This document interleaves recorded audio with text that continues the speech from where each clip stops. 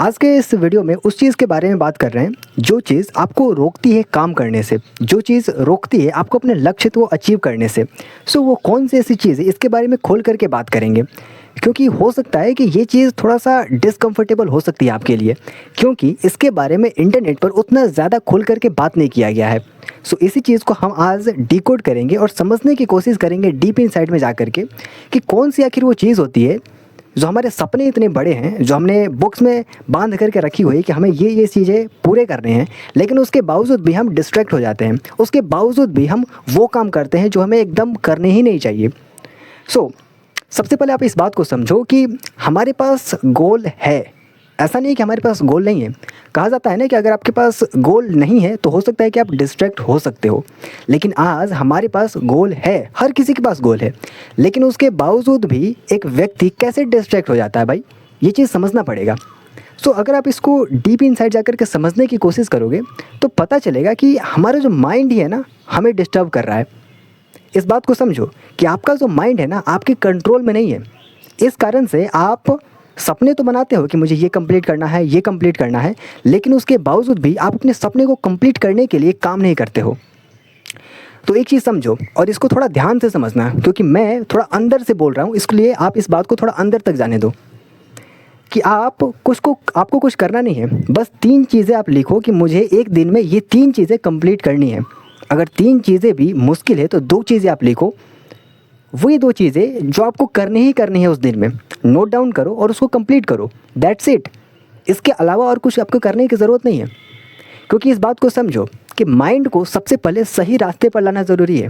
अब ये ज़रूरी नहीं है कि ये रास्ता एकदम हमारे लक्ष्य की ओर ही जाता हो। ये हो सकता है कि अभी फ़िलहाल वो लक्ष्य की ओर ना जाता हो, लेकिन एक बार अगर हमारा माइंड डिसिप्लिन हो गया, एक बार हमारा माइंड अपने कंट्रोल में आ गया, तो फिर इसको अपने हिसाब से मोड़ सकते हैं। लेकिन अगर आपका माइंड आपके ही कंट्रोल में नहीं है तो बार बार ये आपको कंट्रोल करेगा, बार बार आपको कंट्रोल करेगा। तो कुछ इजी वर्क पकड़ो, कुछ इजी वर्क। जैसे बोल दो कि मुझे कल 2 काम करने हैं, ऐसे लिखना है, इसके अलावा एक ड्राइंग करना है।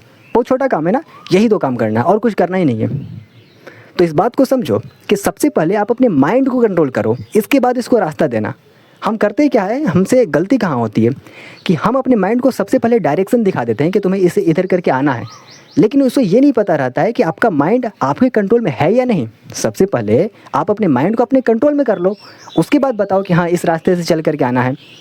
कंट्रोल करने के लिए ज़रूरी नहीं है कि आप उसको हार्ड टास्क दो, कंट्रोल करने के लिए ज़रूरी है कि आप उसको ईजी टास्क दो, लेकिन सबसे पहले उसे कंट्रोल करो।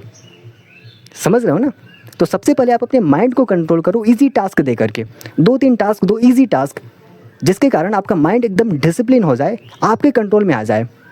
इस तरीके से 21 दिन तक, 1 महीने तक प्रयास करके देखो। इसके बाद जब आपका माइंड आपके कंट्रोल में आ जाएगा, उसके बाद उसे टास्क देना कि चलो अब मुझे ये टास्क कंप्लीट करना है। लेकिन जब तक आपका माइंड आपके कंट्रोल में नहीं आएगा, तब तक किसी भी काम को पूरा नहीं कर सकता है, वो छोटा काम हो या बड़ा काम हो। और एक बात जो आपको समझना है वो ये कि हमारा माइंड शुरुआत में भी अगर आप उसको छोटा टास्क भी देते हो ना, तो उस छोटे टास्क को भी करने में आनाकानी करता है। करना क्या है, थोड़ा सा फोर्सफुली, या थोड़ा सा बोलो या फिर बहुत ज़्यादा बोलो, थोड़ा सा फोर्सफुली लग करके उस पर आपको काम करना पड़ेगा। ये समझो कि आप अभी कितने भी बुक पढ़ लो, फ़र्क नहीं पड़ता है। आप कुछ भी टिप्स फॉलो कर लो, कितने भी वीडियोस देख लो, कोई फ़र्क नहीं पड़ता है जब तक आप शुरुआती दौर में फोर्सफुली काम नहीं करोगे। ये चीज़ गांठ बांध लेना, ये पत्थर की लकीर है कि जब तक आपके पास कितना भी ज्ञान हो, फ़र्क ही नहीं पड़ता है। शुरुआत में आपके पास कितना भी ज्ञान हो, फ़र्क ही नहीं पड़ता है। आपको फोर्सफुली काम करना ही पड़ेगा।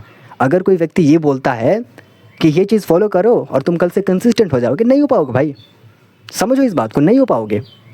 इसलिए क्योंकि शुरुआत में हमें अपने माइंड को सही ट्रैक पर लाना होता है, और ये सही ट्रैक पर लाने के लिए हमें ज़बरदस्ती काम करना पड़ेगा।